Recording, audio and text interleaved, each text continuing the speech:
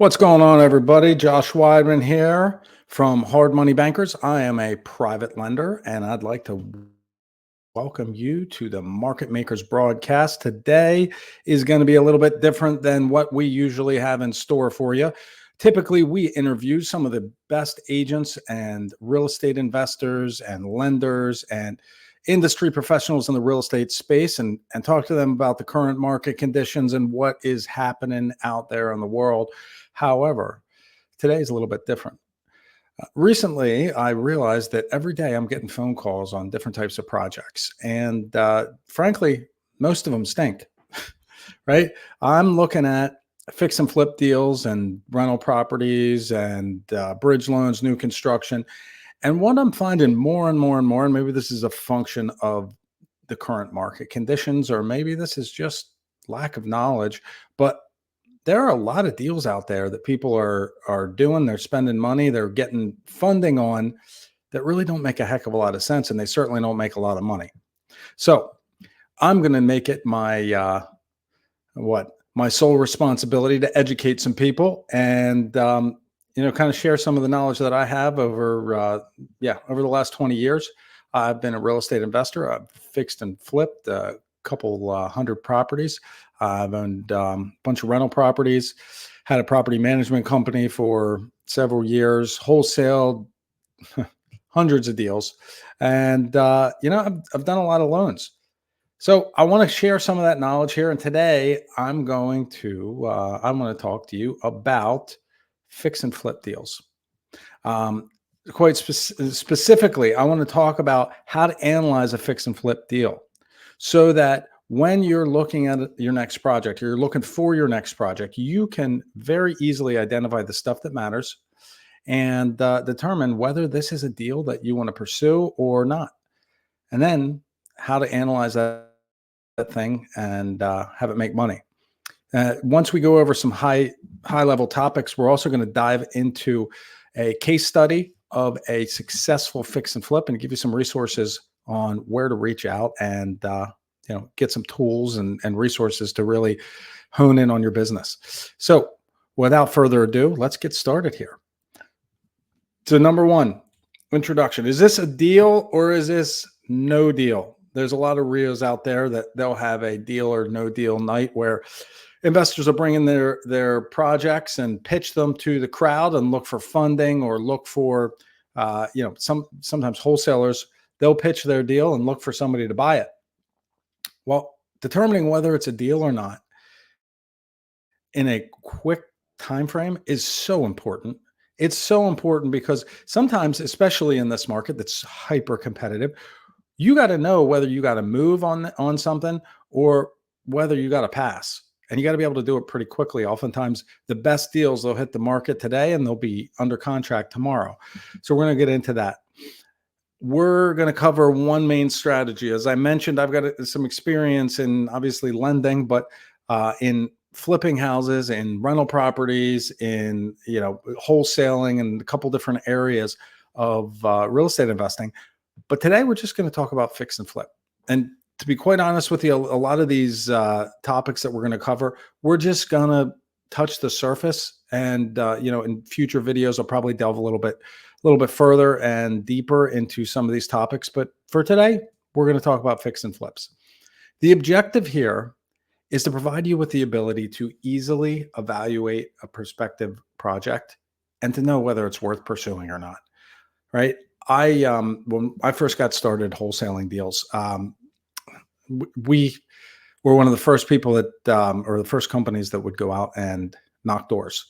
And we had, I think, 19 employees that 5 days a week, Tuesday through Saturday, we picked them up, took them out in the neighborhoods, and they'd go knock doors.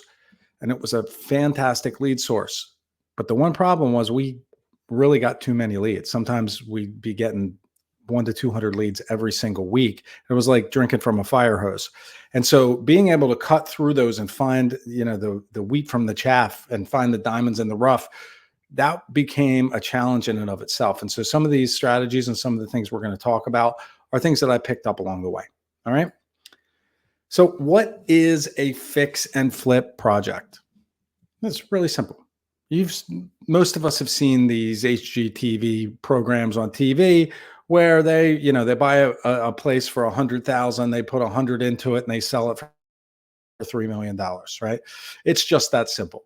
Um, the idea here is that you're going to buy at a discount, do some value add construction on the project, and bring it up to at least the average for the market, if not make it look better than everything else on the market. And then you're going to sell it at the highest price you can, right? So flip. There are a couple key metrics that we got to look at here and that we're going to delve into. These key metrics are really the influencers for a fix or flip. And if you mess one of them up, it can really screw up your project. So we're going to spend some time on them. What we're going to be covering here today are after repair value, rehab costs, purchase price, and then financing and leverage. Obviously, financing and leverage, I got a little bit of inside information on, but we'll talk about each of these. All right. So the after repair value, or the ARV. So what is the ARV? It's exactly what it sounds like. It is the value of the property after the repairs are complete. Pretty simple, pretty straight to the point. But what's it based on?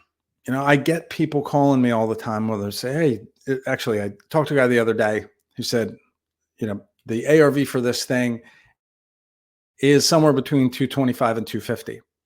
And then I started doing some research and I found that nothing has ever sold in this neighborhood or around this property for more than 180,000, and the likely current value fixed up is probably 150,000. So at a bare minimum, this guy was overvaluing the property by 75,000 or even $100,000. And if you're going to base your value, if you're going to miss your mark by that much, it's going to be very difficult to make a profit. So let's talk about what are some things that go into determining your after repair value. It's really simple. For areas that are, fairly densely populated, I'm not talking city centers, but I'm talking suburban areas, neighborhoods, even semi-rural areas where you've got a decent amount number of sales. I'm going to do a radius search, and you can do this on Zillow if you don't have access to the local MLS. You set the functions. You're going to do a search of about a quarter-mile radius. I use the MLS; it gives us a lot more detail. But we do a search of a quarter-mile radius of all of the sales, all of the pending properties, and all of the active listings. And depending on the number of that get kicked back to me of recent sales, I'll start at 6 months. And if I don't have 5 or 6 or 10 comps or sales, I might go back a year, and sometimes I'll even go back 2 or 3 years, because one thing that I value is more than time, as far as a comp search, is going to be vicinity to the property. How close is that property? Location is our first factor when determining the ARV. I'm going to be looking at sold properties that are of similar size, similar use, and then the condition and finishes are really our variable here. So let's take a step back here. One thing that people often do is they'll search themselves and they'll look at the comps in the area, and then what they see is a bunch of 3-bedroom sales and a bunch of 4-bedroom sales, and that's where they stop and they say, okay, we've got 4-bedroom sales. My property is a 3-bedroom, but we're looking at 4 bedrooms that sold for 250 or 350 or whatever the number is. And then the 3-bedroom sales are a little bit less expensive. Maybe they're 25 or 30 or $50,000 less than the 4-bedroom sales. But what they forget to look at is that many of those high dollar sales for those 4 bedrooms are 3,000 square feet, and our 3 bedrooms, 1,500 square feet. That's a 50% difference in size. So the size matters, right? The use. If I'm looking at a 2-bedroom house, that is much less desirable in a retail market than a 3, 4, or 5-bedroom house, typically, unless all the properties are 2 bedrooms. Then that might change a little bit. But the use. That's one thing. We're looking at bedrooms, we're looking at bathrooms, and we're looking for bonus rooms. Believe it or not, people want an additional, especially families, they want an additional bonus room that they can use to get away from the kids or push the kids away from them. Even if it's an unfinished basement, those bonus rooms tend to have a good amount of value. Now, the last two factors here in determining our ARV and are using our comps are the condition. What kind of condition were these sales in? If you're shooting for the highest sales price in the market, and let's say that you're buying a distressed property and you're going to bring it back to a nice condition, you'll update the kitchen and the bathrooms, and we'll talk about this in the renovations in a minute. But you're going to do all these repairs. But the comps that you're looking at, they've got pools in the back. They have $150,000 in hardscaping outside. They've got a finished basement and jacuzzi tub and master suite with a walk-in shower and a clawfoot tub. And you're not planning to do those renovations. You got to cut out those comps. They are not comparable properties. You need to make sure that you are comparing apples to apples when we're looking at our ARV, because if we start with the wrong ARV, the entire calculation is going to fall apart. Where do you find your comps? We touched on this a little bit. Zillow is an easy one, especially if it's outside of your backyard. I mean, if you're investing, you should be able to reach out to an agent and have them pull comps for you. But more importantly, you need to get an idea of your market. And I always recommend to start in the market where you live. Take a look at a block or a small radius and on where you want to buy and want to invest, and know what's selling. But Zillow is a good one, and local MLS is the best. Okay. Key metric number 2, rehab costs.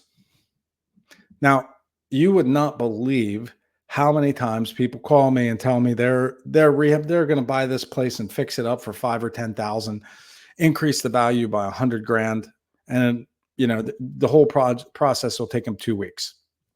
The reality is, construction costs have increased significantly since COVID. So yeah, I mean, I'll tell you, when I first started flipping houses, we could go in and renovate a property for about $25,000. Now, that was not to the highest and greatest property in the neighborhood, but that was a decent property. It was rental grade. Maybe we had carpet. Maybe we put in, some laminate flooring or something like that. Update the kitchen, update the bathroom. We could produce a pretty nice model. Well, the more properties I did and the longer I was investing, that number started to creep up and it became 45,000, then 55. Then it got to the point where it was 65,000 bare minimum. And if there was anything unexpected, or there were major, add-ons that we hadn't accounted for, you could easily spend $150,000 on a renovation project because the costs have gone up so significantly. And it's so important when you were looking at these key metrics that we nail this number, right? So in order to get an idea of exactly what you need to do and what the costs are going to be, you need to start with what you need to do. I typically will do this by creating a scope of work. This can easily be done with a voice recorder on your phone. Walk through the house and describe in every room of the house what needs to be done to the property. Make sure that you do not forget about the most important things, right? There are things that will sell your house, and there are things that will kill the sale on your house. The necessary items for a repair are going to be roof, windows, heating system, plumbing system, electrical systems. These are things that cost a lot of money, but they don't, nobody's going to throw up their hands and say, oh my goodness, I got to have this house. It's got a beautiful heating system, or it's got this amazing wiring in the walls, right? Nobody says that.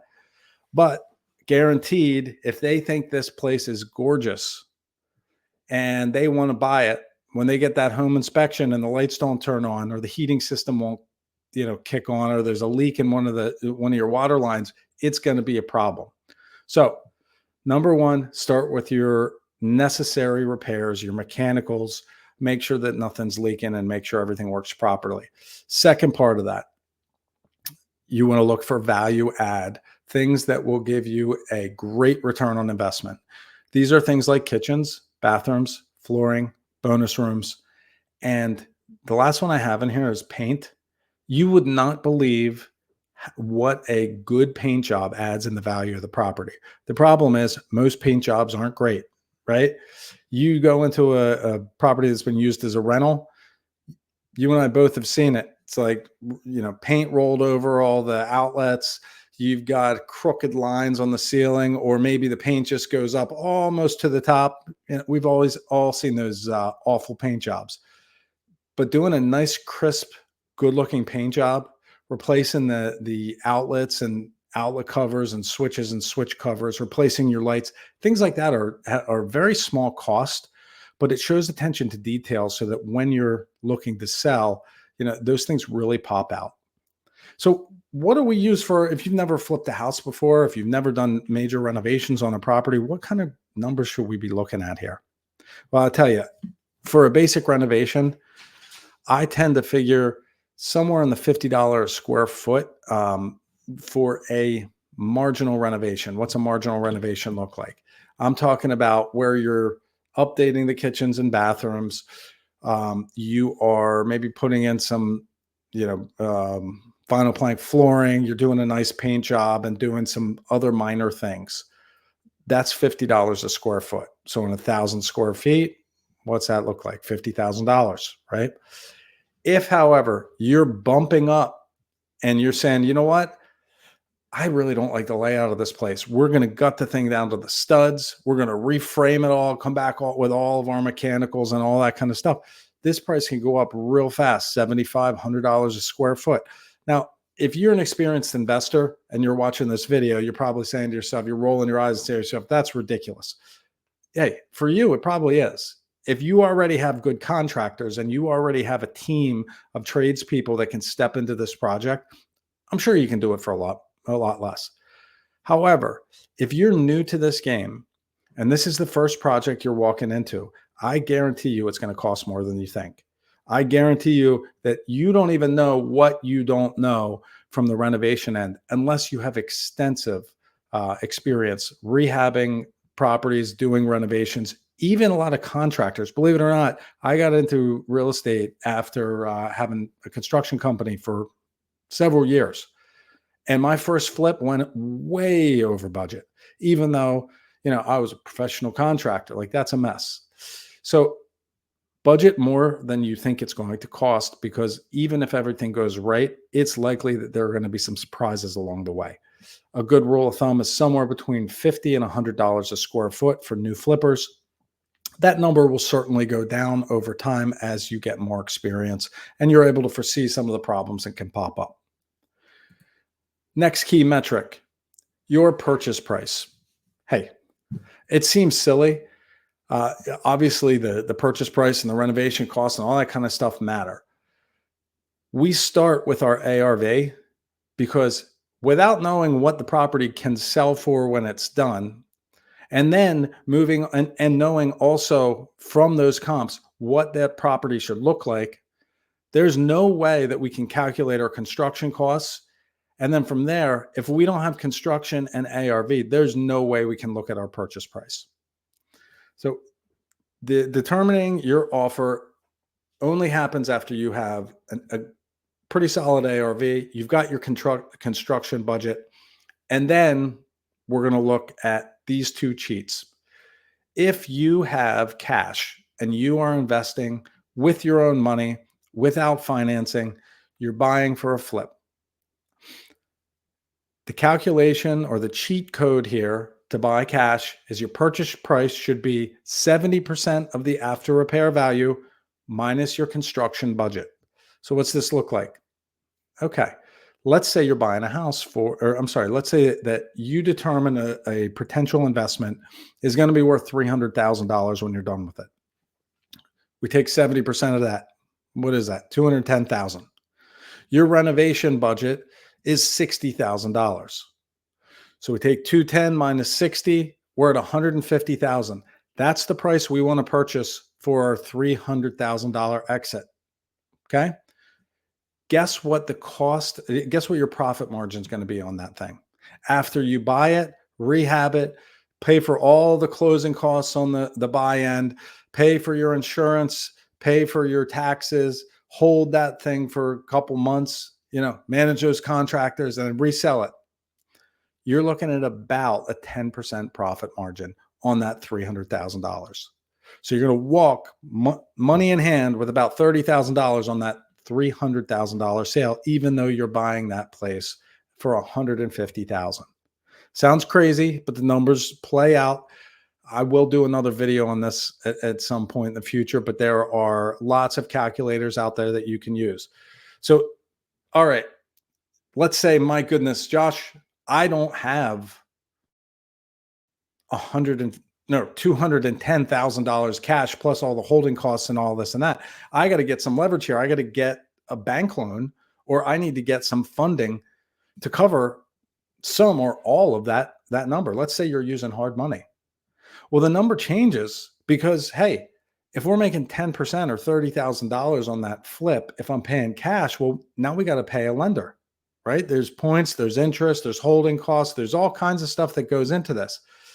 Well, our offer price has to change. Our purchase price has to change. It's got to come down in order to make a profit. So purchase price equals 65% of the ARV minus your construction budget. For that same $300,000 house, instead of paying, what do we say, $210 for that property, all I can afford to pay is $200 or just under $198. Now we subtract our $60,000. Now, instead of paying $150, the most I can pay is $138,000 for that same property in order to make that same $30,000. It's super important to make sure that you're able to hit those numbers and circle back on that. I have a simple spreadsheet. Again, I'm not going to go over this right now, but there's a simple breakdown that it'll calculate everything out to a penny on your transfer taxes and your closing costs and your realtor fees when you sell and all the other stuff that goes along with the transaction. So you can see where all of the money's going. But these numbers, they play out pretty well. You might be asking yourself, hey, Josh, I know that there are investors in the market right now who are paying more than this. And I know I've seen them pay more for this on properties before and still make out well. They got a nice car, they're making lots of money, all this and that. Well, how's that possible? I'll tell you. We have been in an upward cycle since 2010. Right now it's 2024. That's 14 years of continually appreciating real estate. And there are a lot of errors and a lot of problems that can be overcome when the value of properties continues to increase. That's one reason that might be happening.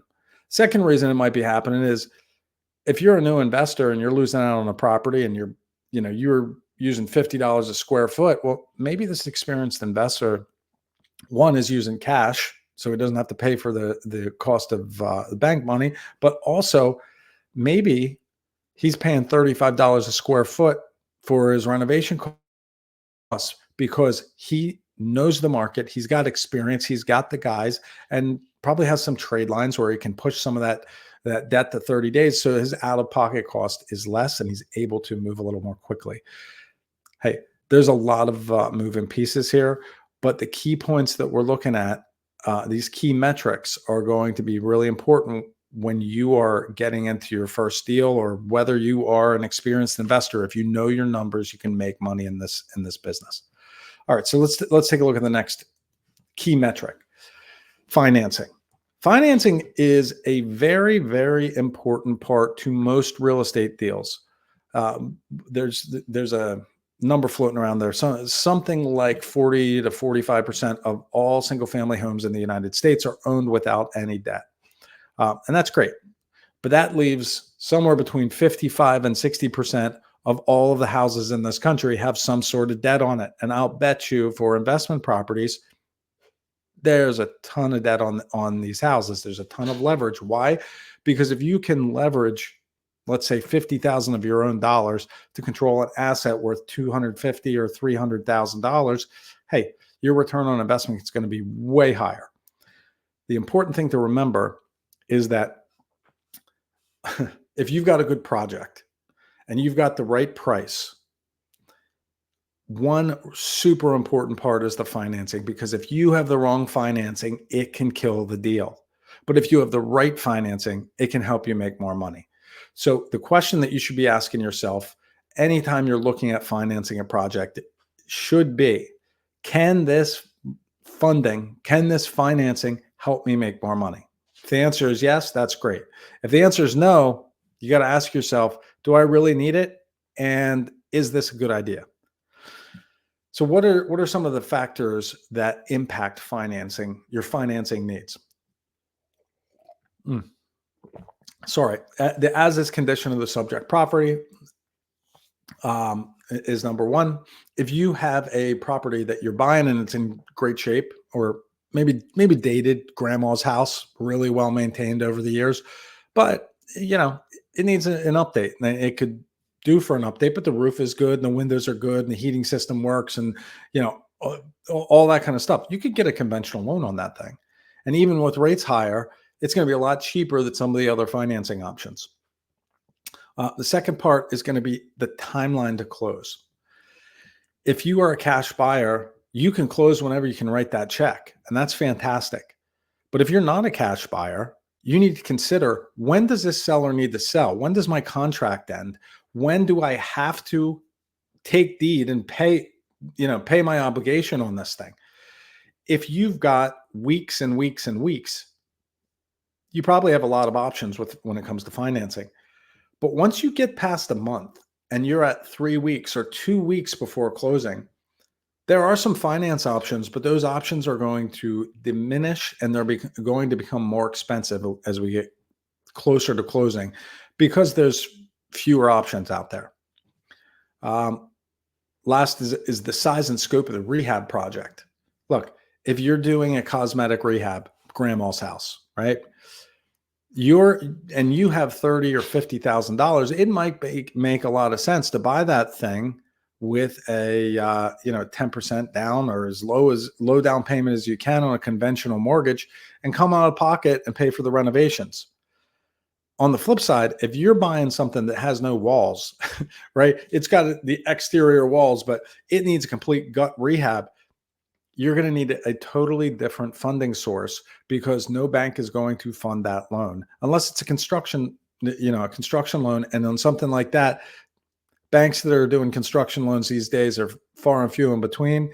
And when they do fund them, it takes months, at least a month, likely 2 or 3, to get that thing done.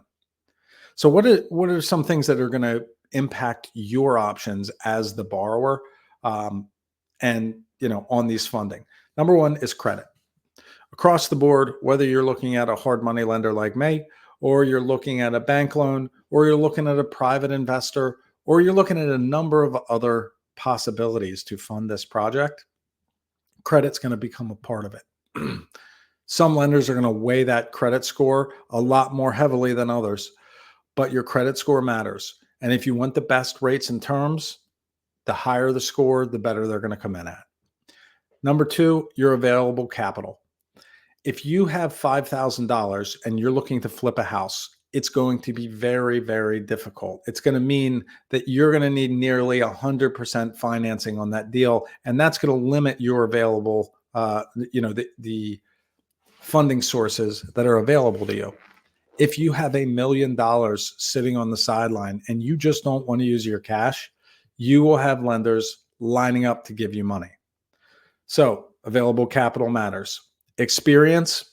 Look, if you've never flipped a property before, the likelihood is that you are not going to hit your budget. You probably take longer than you think, and you probably won't make nearly the amount of money that you thought you were going to make on the deal. With that said, if you've done 100 flips and made money on all of them, the likelihood is you're going to execute. So experience matters, but it's not the most important thing. Last is going to be the property. And this really isn't last. Depending on the lender, this might be the most important thing. But things like location of the property, if it is a rural home or rural single family property, if the zoning is commercial, if that thing is in poor condition or in pristine condition, and if the value is under 100,000 or over 800,000 or a million, all of these things are going to play in to the types of finance sources that are willing to fund this type of deal.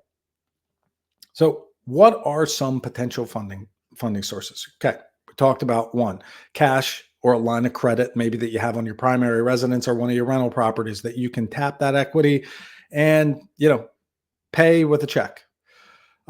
Traditional bank financing on an investment property, you're probably going to have to put down at least 20% on the purchase. They're probably not going to finance any of your renovation costs, but it is going to be a very inexpensive type of funding.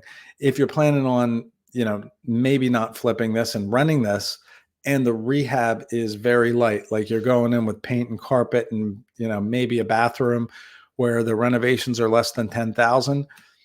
Traditional bank financing can work as long as you have the capital or cash to put in there. Local hard money lenders. Hey, that's me.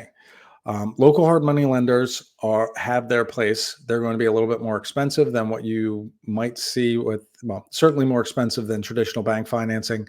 The leverage is going to be a little bit less than you might expect to see.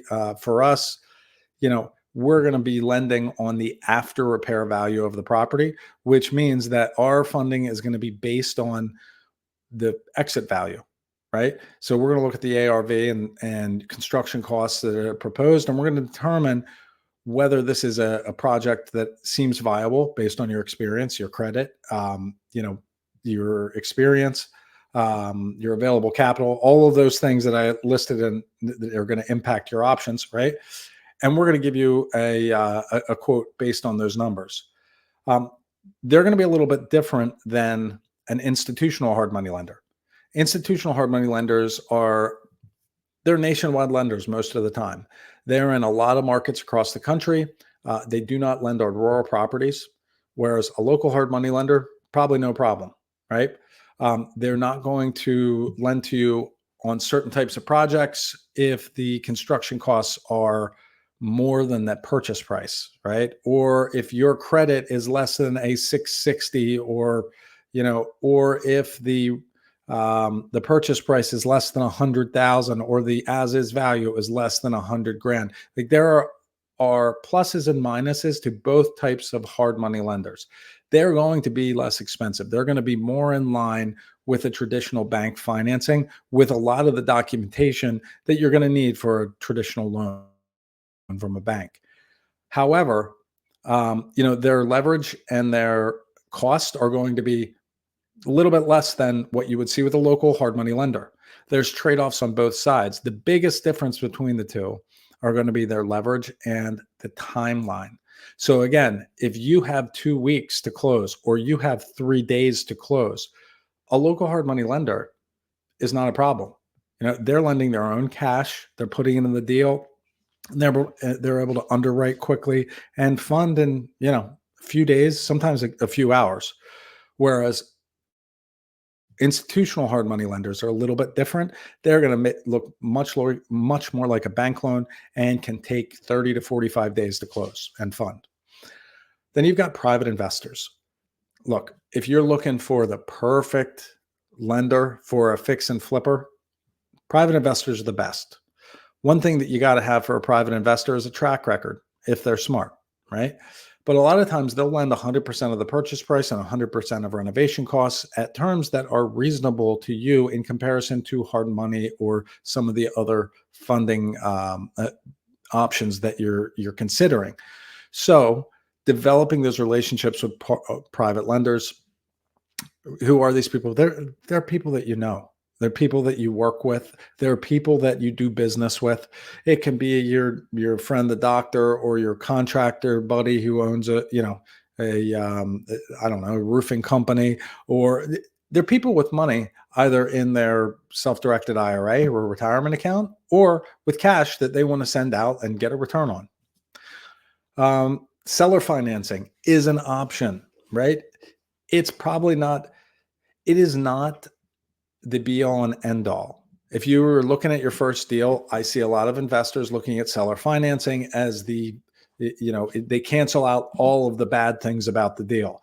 Yeah, I know that the house has fallen down, but they're willing to sell 100% seller finance the deal. Not a deal, right? You should be using your purchase price calculator, that 55, or I'm sorry, that 65% or 70% of the after repair value minus construction costs. That should be used even when you're dealing with seller financing. Seller financing is a bonus, a, a way that you can offer to pay them a return on their money. But it's not a substitute for getting a good deal. Other ways of financing, other potential funding sources, you can use credit cards, trade lines.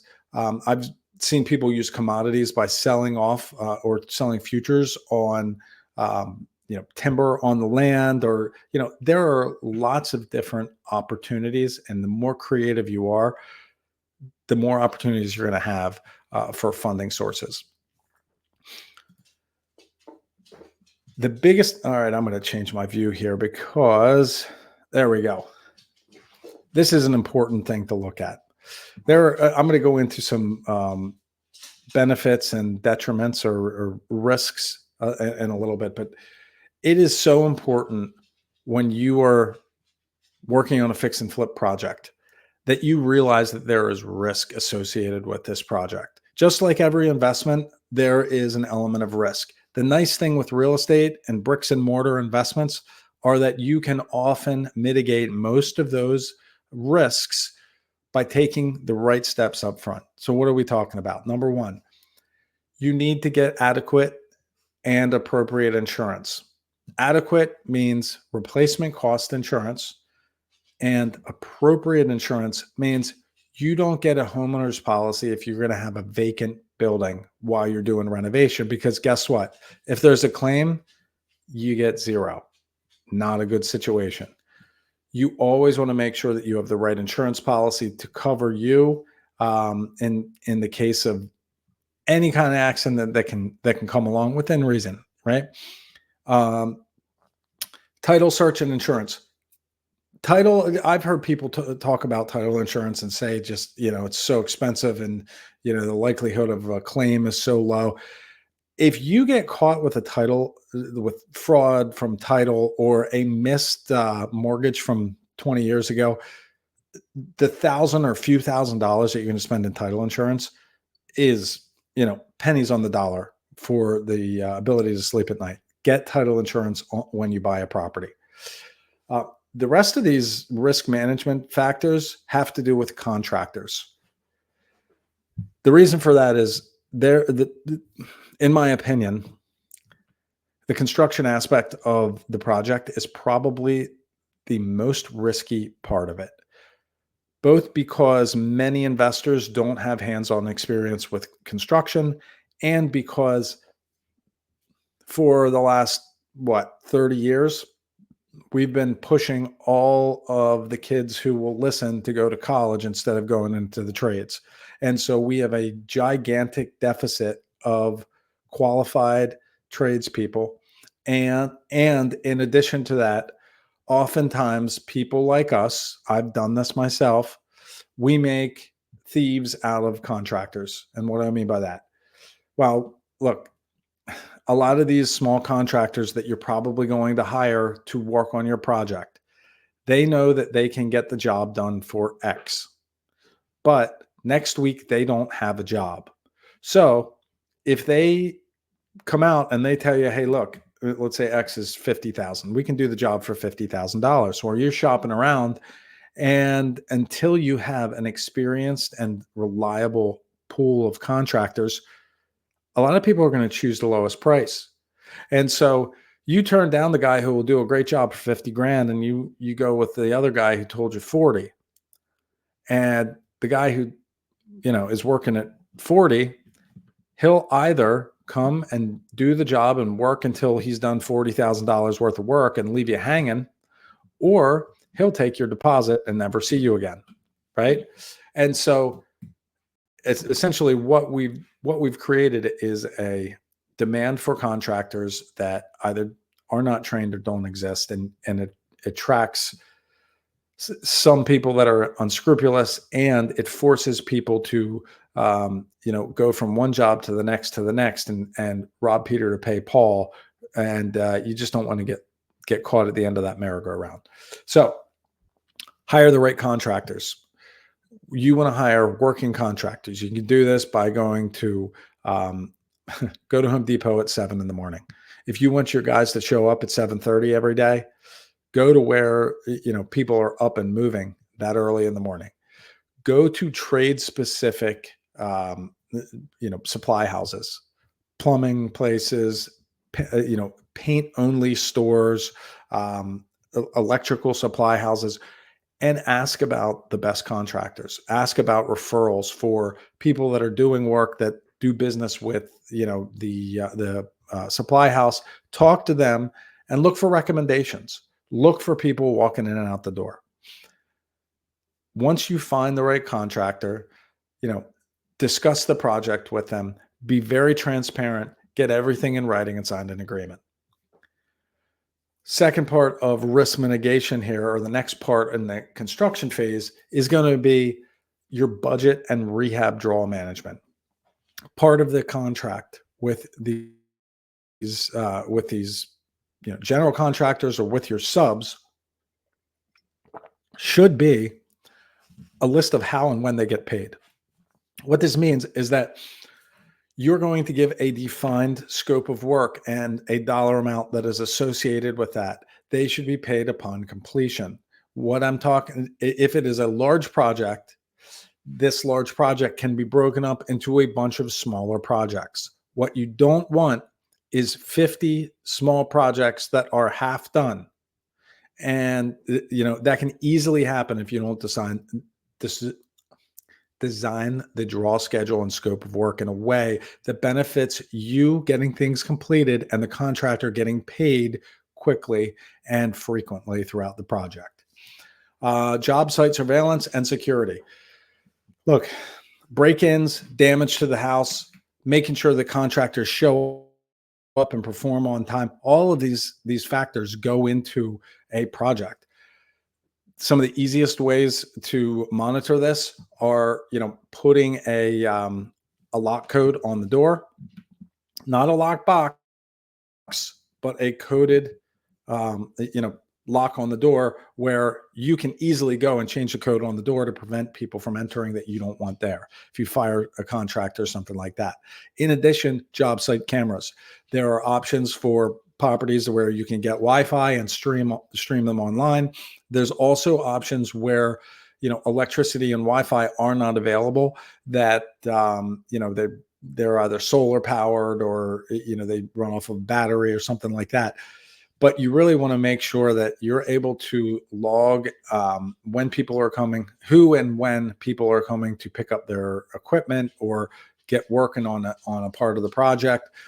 If you can't be there every day, you definitely need a visual, a camera in several rooms throughout the project to make sure people are showing up and getting their job done. And then quality control. There is no substitute for hands-on, your eyes on a property, right? You can hide a lot of things in photographs. You can get the right angle, you can get the right shadows so something looks done. But in reality, I mean, shoot, even now with the AI stuff, you don't even need shadows and all that stuff. You can just have them AI generated. You need to put your eyes on the project as it goes along to make sure that the quality of the finished product is something that you can stand behind. Because if you can see problems with it, your buyers are going to see problems with it, and it's going to have an impact on your bottom line. All right, so let's talk about some of the risks and benefits of real estate investment, of a fix and flip real estate investment. First of all, I'm going to start with the benefits because this is what attracts people to, buy a fix and flip project. Short investment horizon, right? You can buy the thing, fix it up, resell it, and in somewhere between 3 and 12 months, you can get a big lump sum of cash. And the potential to make a really great return without putting a ton of time into the project, it's there. You also, there's the visual aspect of this, that you get to see the before and after of these, flip this house type properties. It's like you're on HGTV doing all this crazy stuff, right?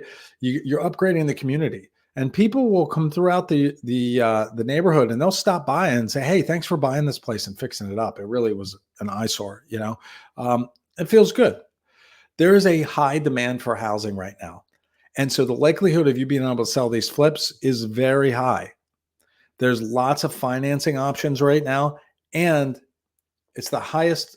We're living in a situation where, or a scenario or a time where we have the highest median home price ever in this country. And it just seems to go up slightly every month. So there are a lot of benefits to fix and flip property, but you got to take a look at the risks as well. That you have a one lump sum single stream of income. This is not, there's no residual income coming from this thing.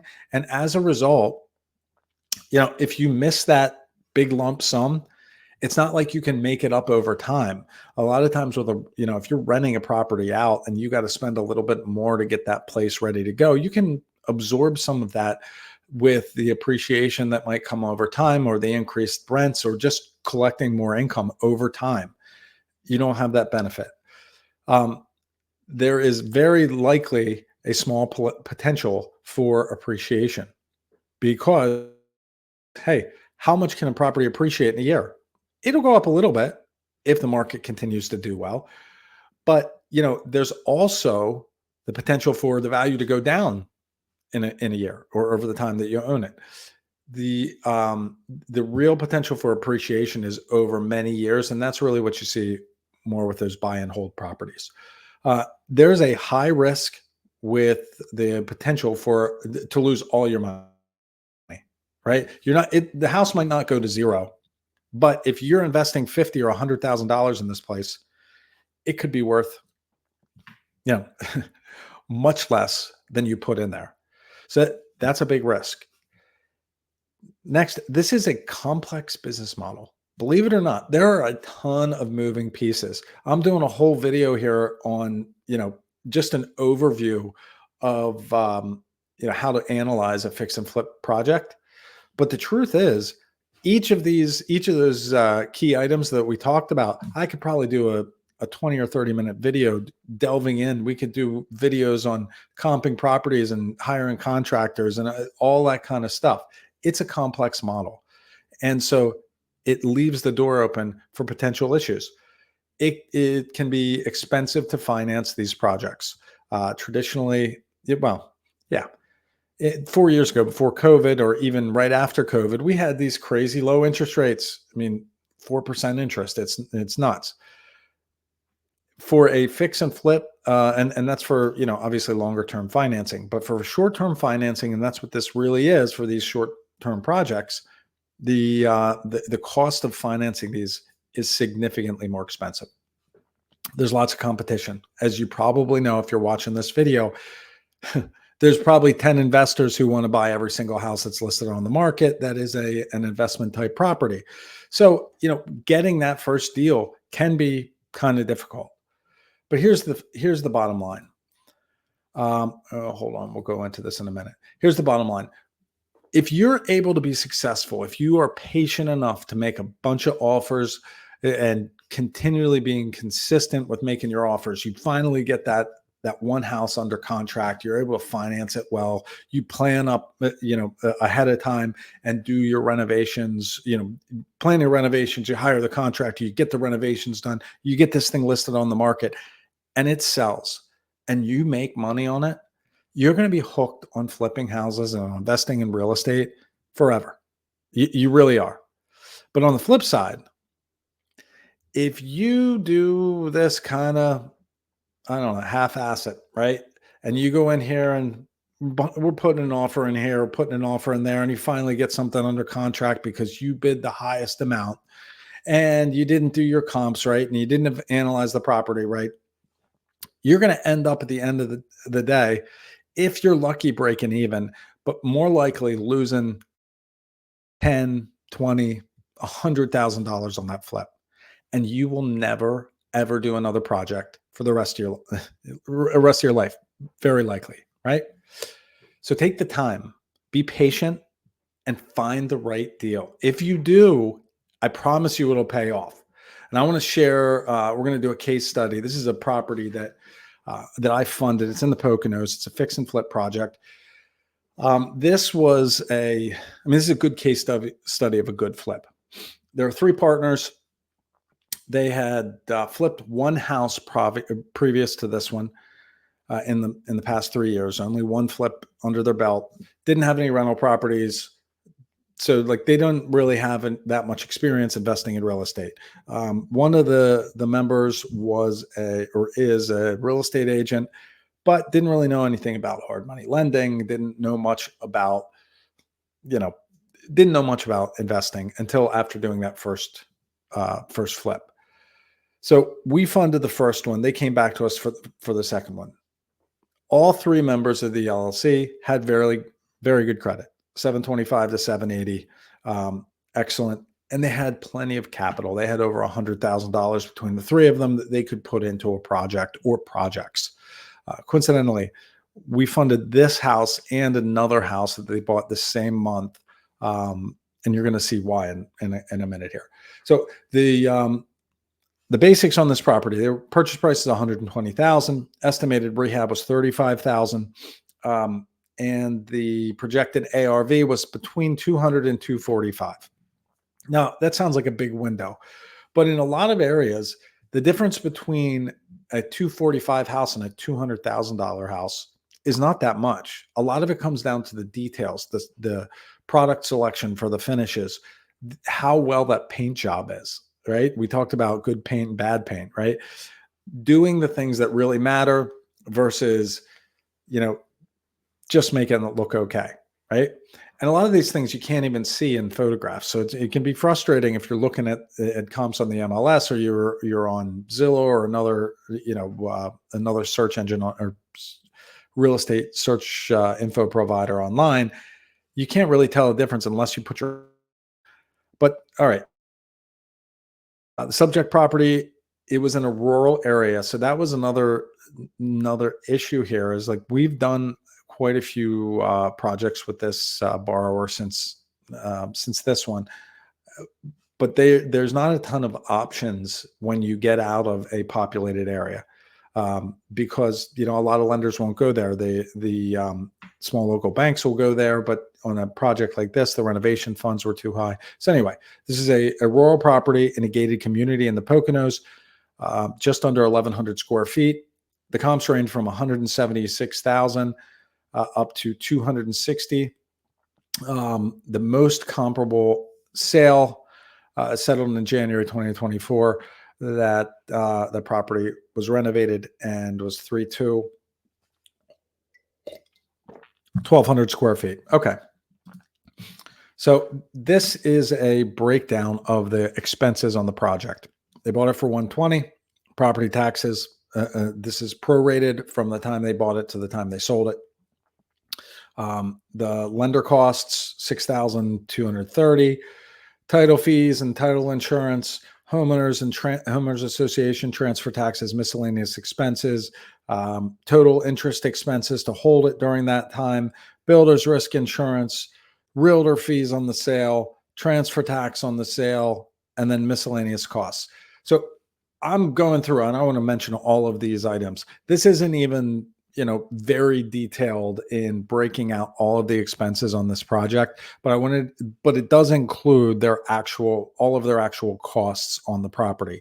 This is a 10,000 foot view, but you'll notice that on our quick evaluation for purchase price, this is the reason that we're at 70% or 65% of the ARV minus renovation costs. It's because there are a ton of expenses that go on that if you list them all out, they can be overwhelming and you can drown in the minutia. It's much easier to say, okay, we're going to lump in 20% of the ARV to cover all of these things. All right. Okay. Well, you can see here what the place looked like on the exterior. So let's look at how this turned out. All right. This place turned out magnificent. And it turned out so well because they did excellent renovations. They did very smart renovations, and they didn't overdo it. There was no reframing. There was no, you know, change in the layout of the second floor. They essentially came in here and put in a new kitchen, redid the bathrooms. Um, on one floor, they put in tile in the, well, here in the bathroom, they put in tile. They refinished the hardwoods on the first floor and put in some vinyl plank on the second floor. There's a loft there. They did excellent painting. And at the end of the day, the numbers are excellent. So their sales price was $292,500. That was where it settled. The crazy part about this is 20% almost higher than our best case scenario in the discussion of what we looked at as the ARV. Their purchase and rehab costs were 155,000. Their indirect costs were 41,000, and their pre-tax profit was $96,000. The crazy part about this, their total out-of-pocket cost for this project was under 40,000. So they made 96,000 on a $40,000 investment in 6 months, which comes out to almost 500% return on investment annually. That's nuts, right? That's a pretty good return on investment. And look, we all know that this is not typical, right? I don't have to have that asterisk here. I'm not trying to sell you on doing a fix and flip project. But this is the type of return that you can have if you manage your risk well, you budget well, and you project well. Like you pull the comps, you make the right offers. These two properties, and I'm just showing the one, but this property came after something like 37 or 38 offers on tons and tons of real estate that they just got no after no after no after no, but continued to persist and continue to persist. And the result, it's $100,000 profit. Okay, tools and resources. A couple of things that you can look for and that you can use to when you're ready to delve into this on a more professional level. Analysis software. This is a lot of times it's a glorified spreadsheet. You're gonna, you put in all the information about the property, it populates and things like that. I have a simple spreadsheet. It's an Excel spreadsheet that I'm happy to share. I'll put a link here at the end of the video or in the comments where you can download that video, or I'm sorry, that Excel spreadsheet. You're welcome to use it, but essentially it breaks out all of the expenses. The analysis software, though, there are dozens and dozens of CRM and software analyzation pieces online, platforms online that some are free, most are subscription based for a few bucks a month. There's also rehab estimation software. The rehab estimation software a lot of times is I would recommend that a lot more than I would the analysis software if you're going to invest in some software online. But when you have a question, there's a couple places that you should go. One, go to YouTube, watch a bunch of videos, get a bunch of information. Next, after you get some feedback, go to biggerpockets.com. BiggerPockets is a resource. If you're new to real estate investing, biggerpockets.com is a resource where you can go and get feedback and forums and information from, experienced real estate investors on pretty much anything to do with real estate investing and this type of business, from everything from lending to, hiring contractors to, putting together contracts, anything you can imagine. But most importantly, you always want to funnel into your local REO. Real estate investment groups are a vital way for you to get actual hands-on knowledge from people that are actually investing in your local market. And it's a place where you can build friendships, build relationships, meet local hard money lenders, meet local insurance brokers or insurance carriers, meet real estate agents, meet wholesalers. and create a network of people that will feed you leads, will feed you deals, will support you. You can meet contractors there, right? And get contractor referrals, all that kind of stuff. And if you are, after all of this, you're stuck and you're not sure where to go on a deal, whether it's worth this or worth that, talk to a local lender.